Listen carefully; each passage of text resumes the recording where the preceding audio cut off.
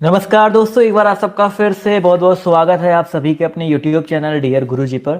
So guys, जैसा कि आप सभी को पता है, डेली शाम को 5 बजे आप सभी का जीके का जो टेस्ट है फुल पेपर आपको यहाँ पर करवाया जाता है।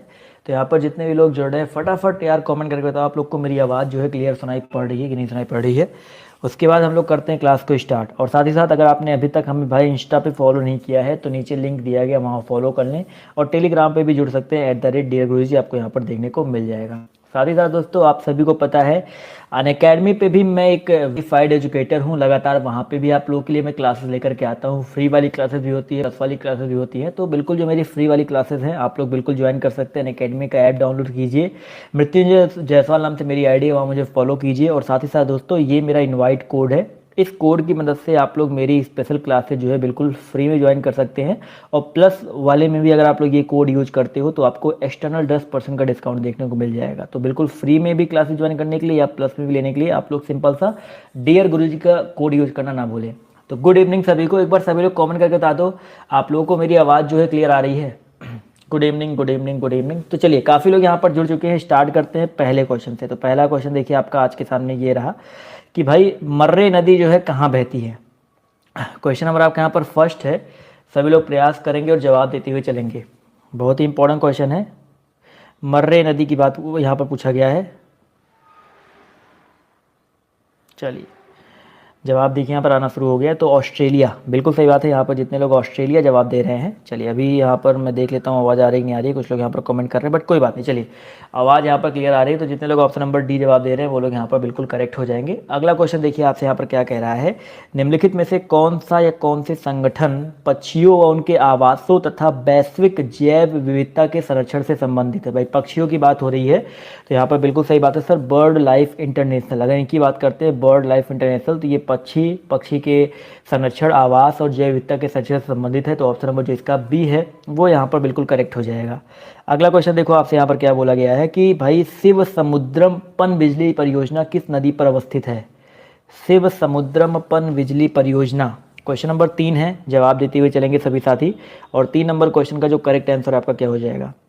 जवाब देखिए यहाँ पर बिल्कुल करेक्ट आ रहा है दोस्तों, याद रखिएगा। 3 नंबर क्वेश्चन की बात करते हैं तो यहाँ पर कावेरी, जितने भी साथी जितने भी दोस्त कावेरी जवाब दे रहे हैं वो लोग यहाँ पर बिल्कुल करेक्ट हो जाएंगे। अगला क्वेश्चन देखिए आपसे क्या कह रहा है कि दक्षिण भारत की गंगा किस नदी को कहा जाता है। बताइए सर, कौन सी नदी को दक्षिण भारत की गंगा बोला जाता है। क्वेश्चन नंबर आपके यहाँ पर 4 है। जवाब देखिए आना शुरू हो गया है। तो याद रखिए गोदावरी नदी को, ठीक है, गोदावरी नदी को दोस्तों दक्षिण भारत की गंगा बोला जाता है। तो ऑप्शन नंबर जो इसका डी है वो यहाँ पर बिल्कुल करेक्ट हो जाएगा। चलिए अगला क्वेश्चन देखिए आपसे यहाँ पर क्या बोला गया है कि किस राष्ट्रकूट राजा या राजाओं ने उत्तर भारत पर आक्रमण किया था। कौन से राष्ट्रकूट राजा ने या कौन से राष्ट्रकूट राजाओं ने मिलकर के उत्तर भारत पर जो है आक्रमण किया हुआ है। तो दोस्तों याद रखिए दोस्तों, यहाँ पर ध्रुव बेबी ने किया है, गोविंद 3 और इंद्र 3, इन तीनों ने जो है उत्तर भारत पर आक्रमण किया है। तो ऑप्शन नंबर जो इसका डी है वो यहाँ पर बिल्कुल करेक्ट हो जाएगा। अगला क्वेश्चन देखो आपसे यहाँ पर क्या पूछा गया है। भारत के किस राज्य में निर्धनता दर सबसे अधिक है। क्वेश्चन नंबर 6 देख सकते हैं, बहुत ही इंपॉर्टेंट क्वेश्चन है। सभी लोग जवाब देते हुए चलेंगे। भारत के किस राज्य में निर्धनता जो दर है वो सबसे अधिक है। जवाब देखिए क्वेश्चन नंबर 6 का यहाँ पर आना शुरू हो गया है। तो बिल्कुल सही जवाब आ रहा है सर। निर्धनता दर की अगर हम बात करते हैं तो यहाँ पर देखा जाए तो असम, बिहार काफ़ी लोग जवाब दे रहे हैं। तो बिल्कुल सही बात है, ऑप्शन नंबर जो इसका बी है वो यहाँ पर बिल्कुल करेक्ट हो जाएगा। चलिए अगला क्वेश्चन देखिए आपसे यहाँ पर क्या बोला गया, ध्यान से देखिएगा। क्वेश्चन नंबर अगर हम बात करते हैं 7 के बारे में, तो हजारों झीलों की भूमि किस देश को कहते हैं। क्वेश्चन नंबर 7 है, सभी लोग जवाब देते हुए चलिएगा। हजारों झीलों की भूमि जो है किस देश को कहा जाता है। जवाब देखिए यहाँ पर आना शुरू हो गया है। तो फिनलैंड, काफ़ी लोग यहाँ पर फिनलैंड जवाब दे रहे हैं। तो बिल्कुल सही बात है, ऑप्शन नंबर जो इसका ए है यहाँ पर बिल्कुल करेक्ट हो जाएगा। चलिए दोस्तों आते हैं अगले क्वेश्चन पर। सभी लोग प्रयास करेंगे। हिंदू व्यू ऑफ लाइफ पुस्तक को किसने लिखा था। मैंने आपको बताया था ना भाई, डेली क्विज भी आपका होता है अकेडमी पर, इसके बाद चलेगा, तो उसमें भी आप लोग जरूर भाग लीजिएगा। मैंने कमेंट पिन कर दिया है, पहला कमेंट या डिस्क्रिप्शन बॉक्स चेक कर लीजिएगा। जवाब देखिए यहाँ पर आना शुरू हो गया है। तो क्वेश्चन नंबर 8 का जो करेक्ट आंसर आपको हो जाएगा डॉक्टर एस राधाकृष्णन। बिल्कुल सही बात है सर, डॉक्टर एस राधाकृष्णन जितने लोग जवाब दे रहे हैं वो लोग यहाँ पर बिल्कुल करेक्ट हो जाएंगे। चलिए अगले क्वेश्चन पे आते हैं। तो अगला क्वेश्चन देखिए आपसे यहाँ पर क्या पूछा गया है कि कामायनी पुस्तक को किसने लिखा था। कामायनी पुस्तक को किसने लिखा था। चलिए भैया जवाब देखिए यहाँ पर आना शुरू हो गया है। तो भैया सभी को याद रहना चाहिए, कामायनी पुस्तक की अगर हम बात करते हैं तो कामायनी पुस्तक को जयशंकर प्रसाद जी ने लिखा था। तो ऑप्शन नंबर जो इसका ए है जयशंकर प्रसाद यहाँ पर बिल्कुल करेक्ट हो जाएगा। चलिए अगला क्वेश्चन देखिए आपसे क्या कह रहा है कि विश्वनाथन आनंद कौन से खेल खेलते हैं। विश्वनाथन आनंद जो है कौन सा खेल खेलते हैं, बहुत ही आसान सा क्वेश्चन है और जवाब बिल्कुल सही आ रहा है, शतरंज। बिल्कुल सही बात है, विश्व चैंपियन है भाई विश्वनाथन आनंद। तो ऑप्शन नंबर जो इसका बी है यहाँ पर बिल्कुल करेक्ट हो जाएगा। चलिए दोस्तों अगला क्वेश्चन देखिए आपसे यहाँ पर क्या बोला गया है कि भारत में सर्वश्रेष्ठ शौर्य पुरस्कार कौन सा है। क्वेश्चन नंबर 11 है, यहाँ पर सभी लोग जवाब देते हुए चलेंगे। भारत में सर्वश्रेष्ठ शौर्य पुरस्कार जो है कौन सा है। तो याद रखिए दोस्तों, यहाँ पर जो आपका परमवीर चक्र है, शौर्य पुरस्कार की बात हो रही है, तो सबसे जो सर्वश्रेष्ठ है वो आपका परमवीर चक्र है। तो ऑप्शन नंबर जो इसका बी है यहाँ पर बिल्कुल करेक्ट हो जाएगा। अगला क्वेश्चन देखिए आपसे कह रहा है कि मानवाधिकार दिवस कब मनाया जाता है। मानवाधिकार दिवस जो आपका कब मनाया जाता है, तो बिल्कुल सही जवाब आ रहा है सर। मानवाधिकार दिवस की अगर हम बात करते हैं तो मानवाधिकार दिवस जो आपका मनाया जाता है 10 दिसंबर को, ठीक है, 10 दिसंबर को मनाया जाता है। तो ऑप्शन नंबर जो इसका ए है, फर्स्ट है, वो यहाँ पर बिल्कुल करेक्ट हो जाएगा। चलिए अगला क्वेश्चन देखिए आपसे यहाँ पर क्या बोला गया, ध्यान से देखिएगा। क्वेश्चन नंबर आपका 15 कह रहा है कि प्रकाश संश्लेषण के समय उत्सर्जित गैस कौन सी है। प्रकाश संश्लेषण के समय उत्सर्जित गैस जो है कौन सी है। जवाब देखिए यहाँ पर धीरे धीरे सभी का आना शुरू हो गया है।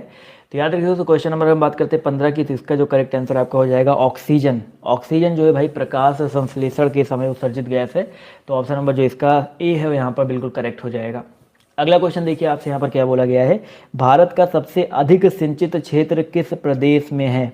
क्वेश्चन नंबर 16 है, इसका जवाब देते हुए चलेंगे। भारत का सबसे अधिक सिंचित क्षेत्र किस प्रदेश में है। तो 16 नंबर क्वेश्चन की अगर हम बात करते हैं दोस्तों, तो यहाँ पर याद रखिएगा उत्तर प्रदेश, ठीक है, उत्तर प्रदेश में सबसे अधिक सिंचित क्षेत्र है। तो ऑप्शन नंबर जो इसका सी है वो यहाँ पर बिल्कुल करेक्ट हो जाएगा। अगला क्वेश्चन देखिए आपसे कह रहा है कि कौन सा विटामिन वसा में घुलनशील है। बताइए सर, वसा में घुलनशील विटामिन जो आपका कौन सा है। सभी लोग यहाँ पर जवाब देते हुए चलिएगा सर। जवाब देखिए यहाँ पर धीरे धीरे सभी का आना शुरू हो गया है।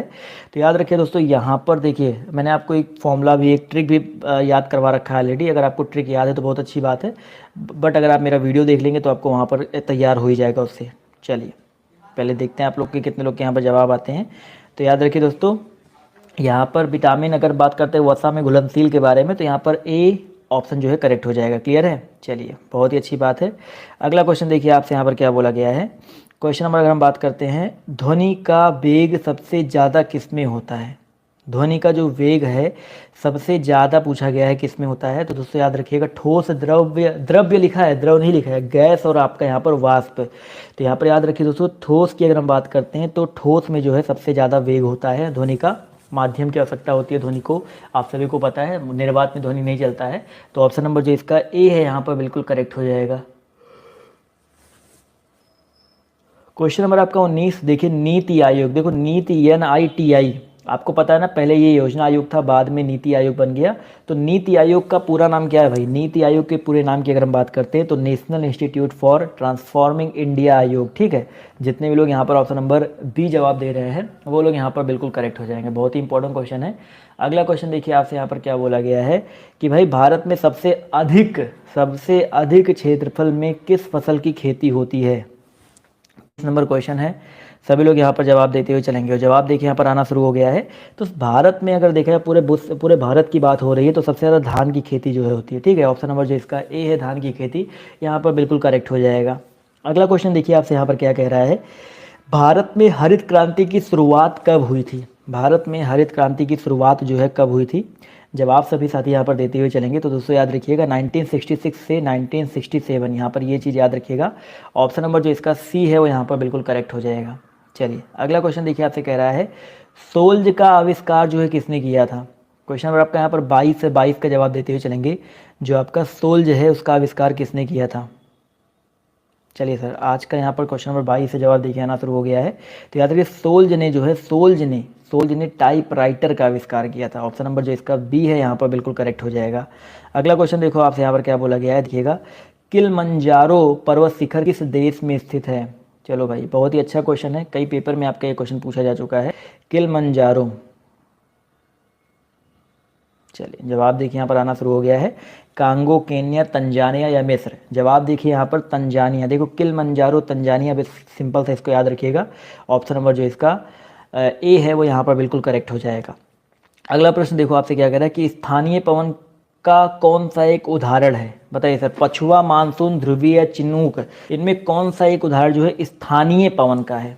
चलिए भाई 25 नंबर क्वेश्चन यहाँ पर जवाब देखिए आना शुरू हो गया है। तो यहाँ पर याद रखिए दोस्तों, स्थानीय पवन की अगर हम बात करते हैं तो आपका चिनूक, ऑप्शन नंबर जो इसका डी है। काफ़ी लोग पछुआ जवाब दे रहे हैं, बट यहाँ पर चिनूक जो है ये आपका एक स्थानीय पवन का उदाहरण है। अगला क्वेश्चन देखो आपसे यहाँ पर क्या बोला गया है, मर्डेका कप किस खेल से संबंधित है?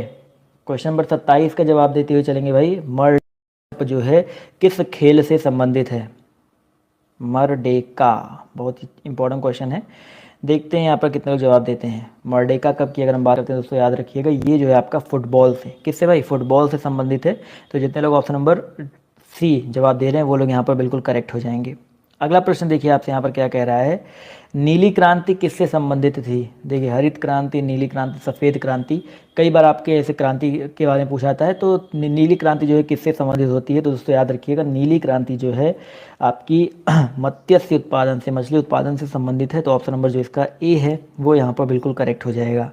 अगला क्वेश्चन देखिए आपसे यहाँ पर क्या बोला गया है, ध्यान से देखिएगा। क्वेश्चन नंबर आपका यहाँ पर 35 कह रहा है कि भारत सरकार को कानूनी विषयों पर परामर्श कौन देता है? भाई भारत सरकार की बात हो रही है, भारत सरकार को कानूनी विषयों पर परामर्श जो है कौन देता है?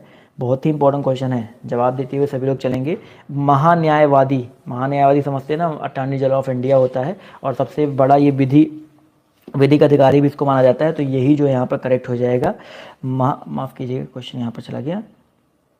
महान्यायवादी, अटॉर्नी जनरल ऑफ इंडिया जो है ये सबसे बड़ा विधिक अधिकारी भी इसको मानते हैं। तो ऑप्शन नंबर इसका ए है यहाँ पर बिल्कुल करेक्ट हो जाएगा। अगला क्वेश्चन देखिए आपसे यहाँ पर क्या बोला गया है, विटामिन डी की कमी से कौन सा रोग होता है? बताइए सर। क्वेश्चन नंबर आपका यहाँ पर 36 है। जवाब देते हुए चलेंगे, विटामिन डी की कमी से कौन सा रोग होता है? तो दोस्तों याद रखेंगे यहाँ पर ऑप्शन नंबर जो इसका बी है, रिकेट्स। विटामिन डी की कमी से दोस्तों रिकेट्स नाम का रोग जो है होता है। तो ऑप्शन नंबर बी यहाँ पर बिल्कुल करेक्ट हो जाएगा। अगला क्वेश्चन देखो आपसे क्या कह रहा है, कौन से अनुच्छेद के अंतर्गत संघ लोक सेवा आयोग को हटाया जा सकता है? संविधान के किस अनुच्छेद के अंतर्गत संघ लोक सेवा का जो सदस्य है उसको हटाया जा सकता है? तो याद रखिए दोस्तों, यहाँ पर जो आपका संविधान का अनुच्छेद 317 है उसके तहत। ठीक है। अगला क्वेश्चन देखो आपसे क्या कह रहा है, किसने शुरू किया था? क्वेश्चन नंबर आपका 39 है। सभी लोग जवाब देते हुए चलेंगे। कुतुब मीनार का जो निर्माण है वो किसने स्टार्ट किया था? जवाब देखिए यहाँ पर आना शुरू हो गया है। तो दोस्तों याद रखिएगा, 39 नंबर क्वेश्चन का जो करेक्ट आंसर है आपका क्या हो जाएगा? Option number Qutub Minar. देखो निर्माण किसने शुरू किया था, दो क्वेश्चन यहाँ पर बनते हैं। कभी कभी पूछा जाता है कि भाई किसने बनवाया था, किसने ख़त्म करवाया था, और कभी कभी किसने शुरू किया था। जवाब देखिए यहाँ पर आना शुरू हो गया है, ऐबक, कुतुबुद्दीन ऐबक। बिल्कुल सही बात है। ऑप्शन नंबर जो इसका ए है यहाँ पर बिल्कुल करेक्ट हो जाएगा। अगला क्वेश्चन देखो आपसे यहाँ पर क्या कह रहा है, सर सिलेबस, हाँ चलो, क्वेश्चन नंबर आपका यहाँ पर 40 कह रहा है कि निम्नलिखित में से कौन सा एक कथन असत्य है? क्या भाई ये सिलेबस के बाहर में पढ़ा रहा हूँ कुछ क्या? नितिन जी, क्वेश्चन नंबर आपके यहाँ पर 40 है। 40 का जवाब देते हुए चलेंगे। तो 40 का जो करेक्ट आंसर आपका क्या हो जाएगा, यहाँ पर कौन सा एक कथन असत्य है? तो यहाँ पर अगर देखा जाए तो अनुच्छेद 154 में राज्य का एक राज्यपाल होगा। ठीक है, अनुच्छेद 154 की अगर हम बात करते हैं तो वहाँ पर राज्य का एक राज्यपाल जो है आपका नहीं होता है। आर्टिकल 154, आप लोग थोड़ा कमेंट करके बताइए सर आर्टिकल 154 क्या होता है? सभी लोग जवाब देते हुए चलेंगे। भाई आर्टिकल 154 की अगर हम बात करते हैं तो आर्टिकल 154 में राज्यपाल के राज्य की कार्यपालिका शक्ति राज्यपाल में निहित होगी, या राज्यपाल की शक्तियों के बारे में वर्णन किया गया है। अगला क्वेश्चन देखिए आपसे क्या कह रहा है, नेपा नगर किस उद्योग के लिए फेमस है? नेपा नगर जो है किस उद्योग के लिए फेमस है? आप लोग जवाब देते हुए फटाफट जवाब देते हुए चलेंगे। बहुत ही इंपॉर्टेंट क्वेश्चन है। तो यहाँ पर याद रखिएगा 43 का जो करेक्ट आंसर है आपका क्या हो जाएगा? ऑप्शन नंबर सी हो जाएगा, अखबारी कागज। ठीक है, अखबारी कागज के लिए फेमस है नेपा नगर। तो ऑप्शन नंबर जो इसका सी है यहाँ पर बिल्कुल करेक्ट हो जाएगा। अगला क्वेश्चन पूछा गया है कि निकट दृष्टि दोष, मायोपिया भी कभी कभी पेपर में पूछता है। मायोपिया जो है इस दोष से व्यक्ति वालों को किस लेंस का चश्मा दिया जाता है? देख सकते हैं यही सेम क्वेश्चन आपका बीएड 2021 में पूछा जा चुका है, सेम क्वेश्चन पूछा जा चुका है। तो याद रखिए दोस्तों 44 नंबर क्वेश्चन का जो करेक्ट आंसर आपका क्या हो जाएगा? ऑप्शन नंबर ए हो जाएगा, अवतल लेंस। ठीक है, अवतल लेंस का प्रयोग करते हैं। ऑप्शन नंबर जो इसका ए है यहाँ पर बिल्कुल करेक्ट हो जाएगा। क्लियर है। अगला क्वेश्चन देखिए आपसे यहाँ पर क्या बोला गया है, ध्यान से देखिएगा कि भाई दूरदृष्टि दोष, देखो निकट किस लेंस का चश्मा दिया जाता है? तो उसका जस्ट अपोजिट हो जाएगा। सिंपल से यहाँ पर आंसर जो है आना सभी का, और जवाब भी बिल्कुल सही आ रहा है। उत्तल, अवतल का विलोम क्या होता है? उत्तल होता है। तो यहाँ पर उत्तल जो है यहाँ पर करेक्ट हो जाएगा। अगला क्वेश्चन देखिए आपसे यहाँ पर कह रहा है कि आकाश का रंग किसके कारण नीला प्रतीत होता है। फटाफट यहाँ पर जवाब देते हुए चलेंगे। आकाश का रंग नीला किसके कारण प्रतीत होता है। चलो भाई फटाफट यहाँ पर जवाब देते हुए चलेंगे। तो याद रखिए दोस्तों 46 नंबर क्वेश्चन का जो करेक्ट आंसर आपका हो जाएगा प्रकीर्णन। ठीक है, तो ऑप्शन नंबर जो इसका सी है, प्रकीर्णन के कारण जो है नीला जो है प्रतीत होता है। वैसे आकाश का रंग नीला होता नहीं है, सिर्फ प्रकीर्णन जो है उसके प्रकीर्णन के कारण जो है नीला प्रतीत होता है। हर्ज बताइए किसकी आवृत्ति है, बताइए सर। 47 नंबर क्वेश्चन है, सभी लोग यहाँ पर जवाब देते हुए चलेंगे। हर्ट्ज जो है किसकी आवृत्ति है, जवाब देखिए यहाँ पर आना शुरू हो गया है। तो याद रखिए आवृत्ति किसकी इकाई है, तो आवृत्ति की इकाई होती है। ठीक है, सबको पता है, मैं बार बार मैं मुझसे भी आवृत्ति ही निकल रहा था। इकाई होती है, तो आवृत्ति की इकाई होती है। ऑप्शन नंबर जो इसका ए है यहाँ पर करेक्ट हो जाएगा। अगला क्वेश्चन देखो, कह रहा है भाखड़ा नागल परियोजना, कई बार मैं आपको बता चुका हूँ, ये कौन सी नदी पर अवस्थित है। भाखड़ा नागल परियोजना जो आपका किस नदी पर अवस्थित है। तो 48 नंबर क्वेश्चन का जो करेक्ट आंसर आपका क्या हो जाएगा सर, सतलुज नदी पर। साथियों सभी लोग यहाँ पर याद रखेंगे, सतलुज नदी पर आपका अवस्थित है। तो ऑप्शन नंबर जो इसका बी है वो यहाँ पर बिल्कुल करेक्ट हो जाएगा। अगला क्वेश्चन देखिए, कह रहा है कि कार्बेट राष्ट्रीय उद्यान किस राज्य में स्थित है, बताइए सर। 49 नंबर क्वेश्चन आपसे पूछा गया है, जिम कार्बेट राष्ट्रीय उद्यान जो आपका किस राज्य में अवस्थित है। तो साथियों याद रखेंगे यहाँ पर जो आपका उत्तराखंड है। ठीक है, जिम कार्बेट राष्ट्रीय उद्यान जो आपका उत्तराखंड में अवस्थित है। तो ऑप्शन नंबर इसका यहाँ पर बी है, यहाँ पर करेक्ट हो जाएगा। हैली राष्ट्रीय उद्यान पहले था इसका नाम, बाद में जिम कार्बेट राष्ट्रीय उद्यान हो गया। अगला क्वेश्चन देखो आपसे यहाँ पर क्या बोला गया है कि कान्हा किसली राष्ट्रीय उद्यान किस राज्य में अवस्थित है, बताइए सर। 50 नंबर क्वेश्चन है, लोग यहाँ पर जवाब देते हुए चलेंगे। कान्हा किसली राष्ट्रीय उद्यान जो है किस राज्य में अवस्थित है। तो याद रखिए दोस्तों 50 नंबर क्वेश्चन का जो करेक्ट आंसर आपका हो जाएगा मध्य प्रदेश। ठीक है, एमपी मध्य प्रदेश यहाँ पर बिल्कुल करेक्ट हो जाएगा। अगला क्वेश्चन देखो आपसे क्या कह रहा है कि विद्युत बल्ब का फिलामेंट किस धातु का बना होता है। विद्युत बल्ब का जो फिलामेंट होता है वो किस धातु का बना होता है। 51 नंबर क्वेश्चन का जवाब देते हुए चलेंगे।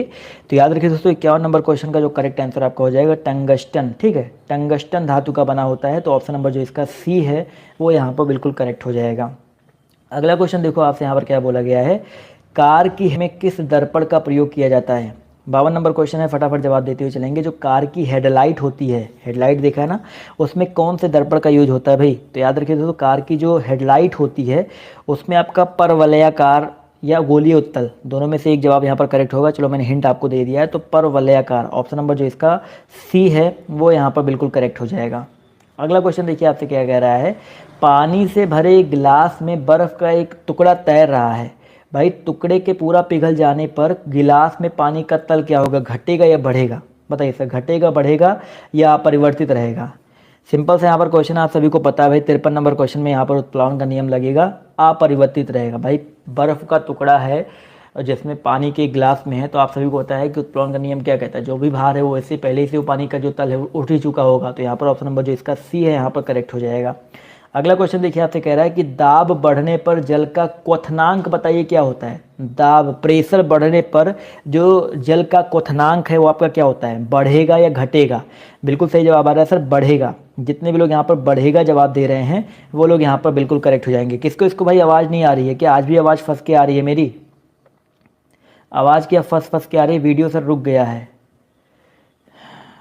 चलिए अगला क्वेश्चन देखिए आपसे यहाँ पर क्या बोला गया है कि भैया निम्नलिखित में से किसका प्रयोग खाद्य परिरक्षक के रूप में किया जाता है। थोड़ा थोड़ा फंस रहा है, चलो एक मिनट में चेक कर लेता हूँ। चलो अभी तो सही आ रहा है, मैंने चेक कर लिया है। तो यहाँ पर याद रखिए दोस्तों क्वेश्चन नंबर 55 का जो करेक्ट आंसर आपका क्या हो जाएगा सर, सोडियम बेंजोएट। बहुत ही इंपॉर्टेंट क्वेश्चन है, इसका प्रयोग जो है खाद्य परिरक्षक के रूप में किया जाता है, सोडियम बेंजोएट का। अगला क्वेश्चन देखिए आपसे कह रहा है कि बैरोमीटर में पारे का तल एकाएक गिरना ये किसको प्रदर्शित करता है। बैरोमीटर में पारे का तल एकाएक गिरना किसको प्रदर्शित करता है। 56 नंबर क्वेश्चन जवाब देखिए आना शुरू हो गया है। तो याद रखिए दोस्तों पारे का तल अगर बैरोमीटर में एकाएक गिर रहा है तो ये हिसाब से तूफान को प्रदर्शित की, तूफान आने वाला है। तो ऑप्शन नंबर जो इसका बी है वो यहाँ पर बिल्कुल करेक्ट हो जाएगा। अगला क्वेश्चन देखो आपसे यहाँ पर क्या बोल रहा है, रासायनिक दृष्टि से चीनी क्या है, बताइए सर। 57 नंबर क्वेश्चन है, जब जवाब सब फटाफट जवाब देते हुए चलेंगे। रासायनिक दृष्टि से चीनी जो है आपका क्या है, तो भाई चीनी की अगर हम बात करते हैं एक सुक्रोज होता है, क्या ग्लूकोज नहीं भाई, चीनी सुक्रोज होता है। तो ऑप्शन नंबर जो इसका डी है यहाँ पर करेक्ट हो जाएगा। अगला क्वेश्चन देखिए कह रहा है कि गोबर गैस में मुख्य रूप से कौन सी गैस पाई जाती है। गोबर गैस में बताइए कौन सी गैस पाई जाती है? तो भैया गोबर गैस जो होता है उसमें मुख्य रूप से मीथेन गैस होती है, CH4। कौन सी भाई? CH4 होती है। ठीक है। अगला क्वेश्चन पूछा गया है कि सूर्य के बाद पृथ्वी के निकटतम तारे से प्रकाश को पृथ्वी तक आने में कितना समय लगता है? बताइए सर, सूर्य के बाद पृथ्वी से सबसे निकटतम तारा जो है उससे प्रकाश को पृथ्वी तक आने में कितना समय लगेगा, आपसे ये पूछा गया है। जवाब देखिए यहाँ पर आना शुरू हो गया है और बिल्कुल सही जवाब आ रहा है। अगर हम बात करते हैं 59 नंबर क्वेश्चन की तो 4.2 वर्ष लगभग लग जाएंगे। ठीक है, तो ऑप्शन नंबर जो इसका सी है वो यहाँ पर बिल्कुल करेक्ट हो जाएगा। अगला क्वेश्चन देखिए आपसे क्या कह रहा है कि सबसे शुद्ध, आप देखते हुए चलेंगे, सबसे शुद्धतम जल जो है आपका कौन सा? वीडियो को भाई 111 लोग जुड़े हुए हो, लाइक वाइक भी कर दिया करो जिससे और भी लोग यहाँ पर जो है जुड़ सकें। तो 60 नंबर क्वेश्चन का जो करेक्ट आंसर आपका हो जाएगा वर्षा जल। ठीक है, सबसे शुद्धतम जल यहाँ पर जो है आपका वर्षा जल हो जाएगा। अगला क्वेश्चन देखो आपसे यहाँ पर क्या कह रहा है कि भारत में आने वाला वह अरब यात्री कौन था जिसकी रचना 11वीं शताब्दी के भारत का दर्पण कहा जाता था? बताइए सर। क्वेश्चन नंबर आपका यहाँ पर 61 है, फटाफट यहाँ पर जवाब देते हुए चलेंगे सर। भारत का दर्पण 61 नंबर क्वेश्चन है, सभी लोग जवाब देते हुए चलेंगे। और जवाब देखिए यहाँ पर आना शुरू हो गया। भारत का दर्पण जवाब देखिए यहाँ पर बिल्कुल सही आ रहा है सर, अल बरूनी। ठीक है, कोई जवाब देगा? अल बरूनी की कौन सी रचना को भारत का दर्पण कहा जाता था? चलिए जवाब देखिए यहाँ पर जवाब देना शुरू हो गया भाई। उनकी एक किताब आई थी, किताबुल हिंद। ठीक है, किताबुल हिंद के नाम से, शायद तहकीके हिंद के नाम से ऐसी कोई बुक थी जिसको भारत का दर्पण बोला जाता था। अगला क्वेश्चन देखो आपसे यहाँ पर क्या बोला गया है, अंतर्राष्ट्रीय व्यापार का प्रमुख प्रहरी कौन है? अंतर्राष्ट्रीय व्यापार का प्रमुख प्रहरी जो है कौन है? फटाफट यहाँ पर जवाब देते हुए चलेंगे। नो सर, आवाज़ अच्छे से आ रही है। चलिए बस 62 नंबर क्वेश्चन का जवाब देखिए आना शुरू हो गया है। WTO वर्ल्ड ट्रेड ऑर्गेनाइजेशन जो है अंतर्राष्ट्रीय व्यापार का प्रमुख प्रहरी है। ठीक है, अगला क्वेश्चन देखिए आपसे यहाँ पर क्या बोला गया है कि कार्बन 14 से किसकी आयु का पता चलता है? कार्बन 14 से किसकी आयु का पता चलता है? तो दोस्तों याद रखिएगा, कार्बन 14 से की जो आयु है उनका पता चलता है। तो ऑप्शन नंबर जो इसका बी है वो यहाँ पर बिल्कुल करेक्ट हो जाएगा। क्लियर है? चलिए अगला प्रश्न देखिए आपसे पूछा गया है कि निम्नलिखित में से कौन सा या कौन से जैव विविधता के बाह्य स्थल यानी कि एक्स सिटू संरक्षण से संबंधित है? फटाफट यहाँ पर क्वेश्चन नंबर 64 का जवाब देते हुए चलिए भाई। 124, थोड़ा सा यार सपोर्ट करो और लाइक करो वीडियो को अगर आपको वीडियो अच्छा लग रहा है तो। 64 नंबर क्वेश्चन जवाब देखिए आना शुरू हो गया है। तो जैविक उद्यान, जीन पूल, बीज बैंक, ये सारे के सारे जो है आपके संबंधित हैं। तो ऑप्शन नंबर जो इसका डी है यहाँ पर बिल्कुल करेक्ट हो जाएगा। अगला क्वेश्चन देखो आपसे क्या कह रहा है कि विज्ञान दिवस बताइए कब मनाया जाता है? फटाफट यहाँ पर जवाब देते हुए चलेंगे। विज्ञान दिवस जो है आपका कब मनाया जाता है? जवाब देखिए यहाँ पर आना शुरू हो गया है। सबको पता होना चाहिए भाई, विज्ञान दिवस जो है आपका 28 फरवरी। ठीक है, 28 फरवरी को मनाया जाता है। ऑप्शन नंबर जो इसका सी है यहाँ पर बिल्कुल करेक्ट हो जाएगा। अगला क्वेश्चन देखते हैं, आपसे पूछा गया है कि भाई ब्रांकाइटिस किसका एक रोग है? बताइए सर, ब्रांकाइटिस जो है रक्त का, यकृत का, आंत का या फेफड़े का, किसका एक रोग है? तो भाई ब्रांकाइटिस की अगर हम बात करते हैं, ब्रांकाइटिस जो है फेफड़े से संबंधित एक रोग होता है। ऑप्शन नंबर जो इसका डी है वो यहाँ पर बिल्कुल करेक्ट हो जाएगा। अगला क्वेश्चन जनरल साइंस के क्वेश्चन इंग्लिश के साथ करवाइए। चलिए ठीक है, अगला क्वेश्चन पूछा गया है BCG का टीका किसके बचाव के लिए दिया जाता है? 67 नंबर क्वेश्चन है, इसका जवाब देते हुए चलेंगे। BCG का टीका जो है किसके बचाव के लिए दिया जाता है? 67 नंबर क्वेश्चन है, जवाब देखिए आना शुरू हो गया है। तो याद रखिए दोस्तों, इसका जो करेक्ट आंसर आपका हो जाएगा 6 रोग से बचाव के लिए BCG का टीका जो है दिया जाता है। अगला क्वेश्चन देखिए कह रहा है कि मनुष्य के रुधिर का pH मान कितना होता है? 68 नंबर क्वेश्चन है, जवाब देते हुए चलेंगे। मनुष्य के रुधिर का pH मान जो है कितना होता है? जवाब देखिए यहाँ पर आना शुरू हो गया है। तो याद रखिएगा 7.4। ठीक है, 7.4 होता है। तो ऑप्शन नंबर जो इसका ए है यहाँ पर बिल्कुल करेक्ट हो जाएगा। अगला क्वेश्चन पूछा गया कि मुगल सम्राट बाबर का मकबरा कहाँ पर स्थित है? मुगल सम्राट बाबर का जो मकबरा है वो कहाँ पर अवस्थित है? जवाब देते हुए चलेंगे। तो याद रखिए दोस्तों, काबुल में। ठीक है, मुगल सम्राट जो बाबर है उनका मकबरा जो है आपका काबुल में अवस्थित है। अगला क्वेश्चन पूछा गया आपसे यहाँ पर, सोल्डर तार किस पदार्थ के बने होते हैं? सोल्डर तार सबने देखा होगा भाई, क्या होता है जिससे 2 टाँका लगाया जाता है, आप मान सकते हो। तो भाई किसका बना होता है? जस्ता, सीसा, टिन की मिश्र धातु का। किससे बना होता है? तो बिल्कुल सही जवाब आ रहा है सर, सीसा व टिन की मिश्र धातु का। ठीक है, अगला क्वेश्चन देखिए पूछा गया है कि मदर टेरेसा द्वारा स्थापित संस्था का क्या कहलाती है? मदर टेरेसा द्वारा स्थापित जो आपकी संस्था है वो आपकी क्या कहलाती है? तो दोस्तों याद रखिएगा 72 नंबर क्वेश्चन का जो करेक्ट आंसर आपका हो जाएगा मिशनरीज ऑफ चैरिटी। ठीक है, ऑप्शन नंबर जो इसका ए है मिशनरीज ऑफ चैरिटी, वो यहाँ पर बिल्कुल करेक्ट हो जाएगा। अगला क्वेश्चन देखिए, कह रहा है कि भारत ने पोखरण में अपना पहला परमाणु परीक्षण जो है किस वर्ष किया था।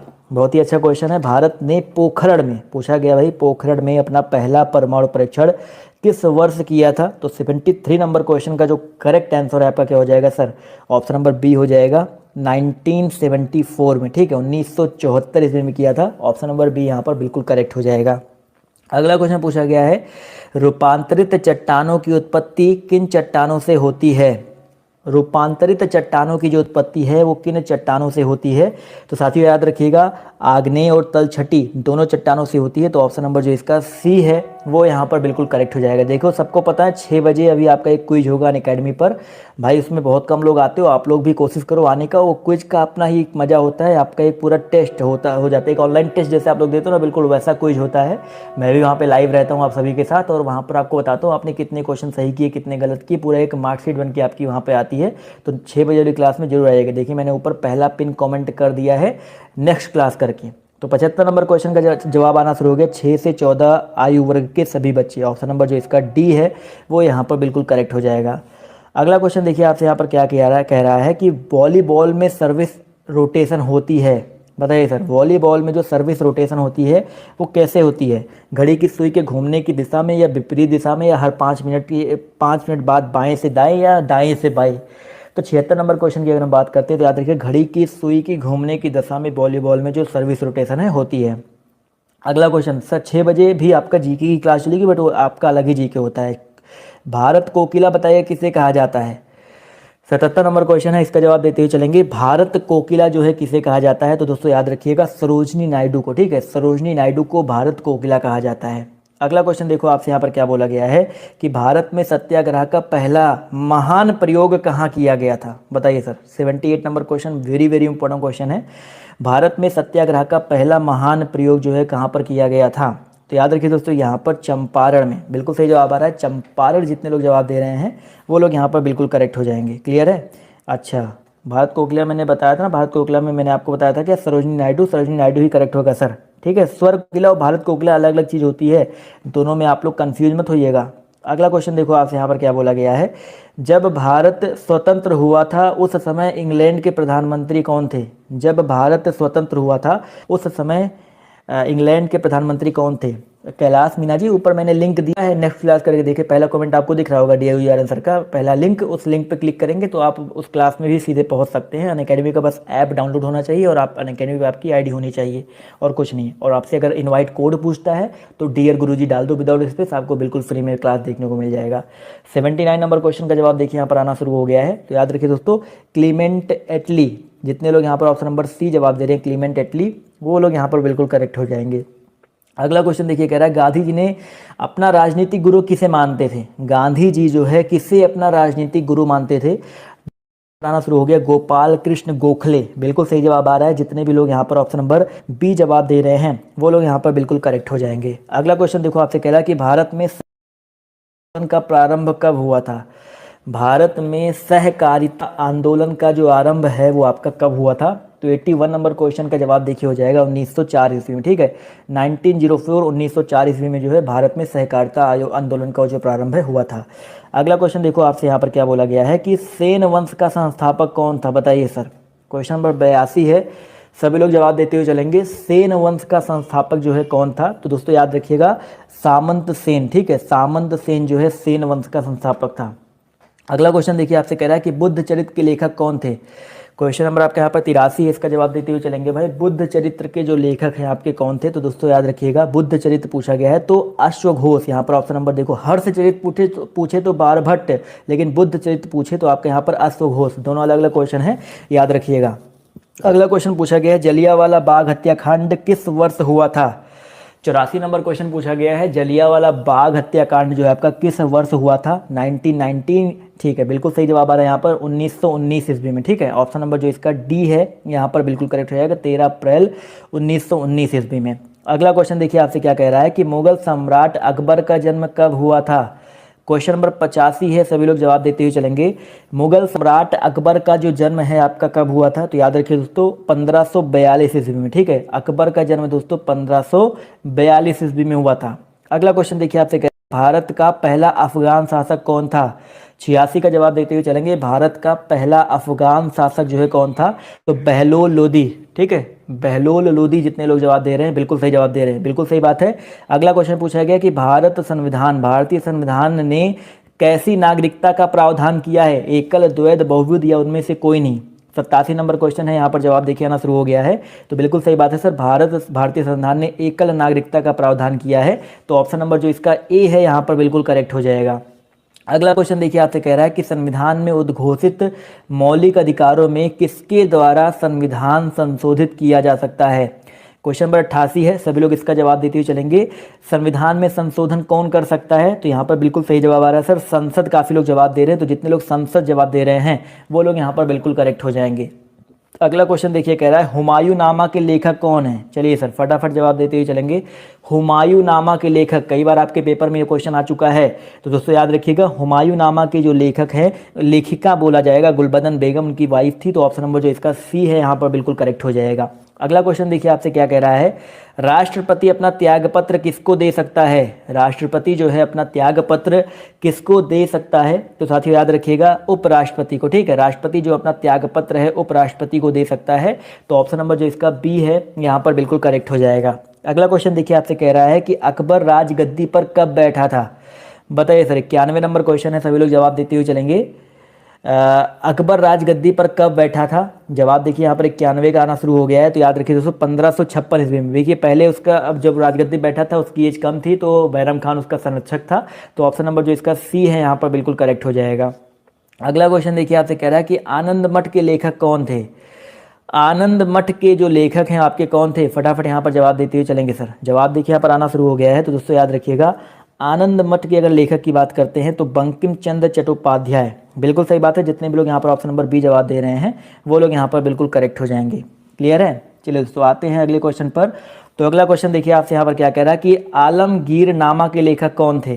क्वेश्चन नंबर 94 है, सभी लोग यहाँ पर जवाब देते हुए चलेंगे। आलमगीर नामा के लेखक जो आपके कौन है? जवाब देखिए यहाँ पर आना शुरू हो गया। तो मोहम्मद कासिम, बिल्कुल सही बात है सर। जितने भी साथी यहाँ पर मोहम्मद कासिम जवाब दे रहे हैं वो लोग यहाँ पर बिल्कुल करेक्ट हो जाएंगे। चलिए दोस्तों आते हैं अगले क्वेश्चन पर। तो पूछा गया है कि किसे भारत का महान वयोवृद्ध कहते हैं थे? बताइए सर। क्वेश्चन नंबर 95 है, सभी लोग यहाँ पर जवाब देते हुए चलेंगे। किसे भारत का महान वयोवृद्ध कहते थे? महान वयोवृद्ध, देखिए क्वेश्चन थोड़ा सा अलग तरीके से पूछा गया है। वैसे यहाँ पर दादा भाई नौरोजी जी को कहा जाता था। तो यहाँ पर जितने लोग ऑप्शन नंबर ए जवाब दे रहे हैं वो लोग यहाँ पर बिल्कुल करेक्ट हो जाएंगे। अगला क्वेश्चन देखिए आपसे यहाँ पर क्या पूछा गया है कि चैंपियंस ट्रॉफी जो है किस खेल से संबंधित है? चैंपियंस ट्रॉफी तो सबको पता होना चाहिए भाई। चैंपियंस ट्रॉफी, जवाब देखिए यहाँ पर आना शुरू हो गया। तो याद रखिए दोस्तों चैंपियंस ट्रॉफी जो है आपका हॉकी या फुटबॉल या टेनिस या वॉलीबॉल, तो हॉकी से यहाँ पर करेक्ट हो जाएगा। ऑप्शन नंबर ए जितने लोग जवाब दे रहे हैं वो लोग यहाँ पर बिल्कुल करेक्ट हो जाएंगे। अगला क्वेश्चन देखो आपसे यहाँ पर क्या कह रहा है कि कोलंबो कप किस खेल से संबंधित है? कोलंबो कप जो है आपका किस खेल से संबंधित है? 97 नंबर क्वेश्चन है, जवाब देखिए आना शुरू हो गया। तो याद रखिएगा फुटबॉल से, ठीक है। कोलंबो कप जो है आपका फुटबॉल से संबंधित है। ऑप्शन नंबर ए यहाँ पर बिल्कुल करेक्ट हो जाएगा। अगला क्वेश्चन देखिए आपसे यहाँ पर क्या पूछा गया है कि क्रिकेट, फुटबॉल तथा हॉकी खेल जो है प्रत्येक पक्ष में कितने खिलाड़ी होते हैं? देखिए 6 बजे अनअकैडमी पर क्विज होगा, बिल्कुल मैं लाइव होकर के क्विज आपको कराऊंगा। तो आप लोग जरूर आइएगा 6 बजे वाली क्लास में। आप सभी से रिक्वेस्ट है, पहला लिंक और नीचे डिस्क्रिप्शन बॉक्स में नेक्स्ट क्लास करके लिंक मैंने दे रखा है, अगली क्लास करके मैंने लिंक दे रखा है, तो आप लोग वहाँ से आ सकते हैं। तो 98 का जो करेक्ट आंसर आपका हो जाएगा सर 11, ठीक है। फुटबॉल हो गया, क्रिकेट हो गया, हॉकी हो गया, इसमें 11 प्लेयर होते हैं भाई, 9 प्लेयर नहीं होते, 11 प्लेयर होते हैं। अगला क्वेश्चन देखो आपसे यहाँ पर क्या कह रहा है, जलियांवाला बाग हत्याकांड के खिलाफ किस भारतीय ने वायसराय के कार्यकारिणी से इस्तीफा दे दिया था? बहुत ही अच्छा क्वेश्चन है, सभी लोग यहाँ पर जवाब देते हुए चलेंगे। क्वेश्चन नंबर 99 है, जवाब देखिए यहाँ पर आना शुरू हो गया है। तो याद रखिए दोस्तों सर शंकरन नायर, ठीक है। ऑप्शन नंबर जो इसका ए है यहाँ पर बिल्कुल करेक्ट हो जाएंगे। सर लोग ज़्यादा हैं, लाइक कम, ऐसा क्यों? भाई लोग लाइक नहीं करते तो हम क्या करें भाई, इतने लोग जुड़े हो भाई, 88 लाइक, गलत बात है भाई, लाइक करते हो। चलो सर शंकरन नायर। अगला क्वेश्चन देखो क्या कह रहा है, किस विषय पर विधेयक प्रस्तुत करने से पहले राष्ट्रपति की स्वीकृति आवश्यक नहीं है? बताइए सर। क्वेश्चन नंबर 100 है, सभी लोग यहाँ पर जवाब देते हुए चलेंगे। 100 नंबर क्वेश्चन का जो है करेक्ट आंसर क्या हो जाएगा? जवाब देखिए यहाँ पर आना शुरू हो गया है। तो याद रखिए दोस्तों, संविधान संशोधन में दोस्तों राष्ट्रपति की स्वीकृति आवश्यक नहीं होती है। दोस्तों जितने लोग जुड़े हैं सभी से रिक्वेस्ट है, देखिए अगली क्लास का लिंक वहाँ पर 6 बजे वाली क्लास का लिंक दिया गया है। टेलीग्राम पर जुड़ जाओ, वहाँ पर भी मैं लिंक दे दूंगा। और टेलीग्राम पे भी जितने लोग यहाँ पर जुड़े हुए हैं फटाफट अनअकैडमी वाली क्लास में 6 बजे आ जाएं। सब लोग यहाँ पर आएंगे तो सब लोग के साथ एक धमाकेदार क्लास की शुरुआत होगी 6 बजे। तो आप लोग सभी का 6 बजे वेट किया जाएगा अनअकैडमी पर। अगली क्लास में आप लोग आ जाए, बिल्कुल मजेदार जो है क्विज होने वाला है, 1 घंटे का क्विज होगा। सब लोग जल्दी से जल्दी आ जाए और इस वीडियो को भी लाइक और शेयर कर दीजिएगा। तो अभी के लिए बाय बाय, टेक केयर, जय हिंद जय भारत। मिलते हैं आप सभी से नेक्स्ट वीडियो में।